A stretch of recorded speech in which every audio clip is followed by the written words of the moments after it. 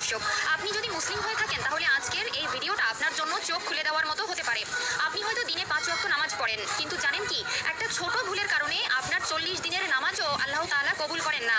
হ্যাঁ ভাই ও বোনেরা, আপনি নামাজ পড়েন, সেজদা করেন, কাঁদেন, তবুও আকাশে পৌঁছায় না আপনার কোনো ইবাদত, শুধু একটি ভুলের কারণে।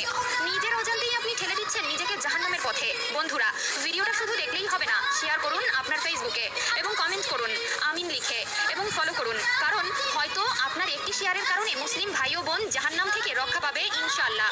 প্রিয় দর্শক, নারী যখন হায়েজ বা নিফাস থেকে পবিত্র হন অথবা পুরুষ যখন পবিত্রতার জন্য গোসল করেন, তখন একটি ফরজ কাজ রয়েছে এবং সেটি হলো পূর্ণাঙ্গভাবে গোসল করা এবং নিজেকে অপবিত্রতা থেকে মুক্ত রাখা। কিন্তু দুঃখজনক হলো, অনেকেই গোসলের পর আবার সেই একই অপবিত্র পোশাক পরে নেয়।